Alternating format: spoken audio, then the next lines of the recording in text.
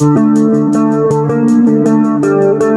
back to the D&R Diecast channel. On this occasion we will show you visually what stands out the most about the Hot Wheels Corvette 69 is the pearl purple color and the light blue metallic flames tampo, which makes this car look striking and attract attention.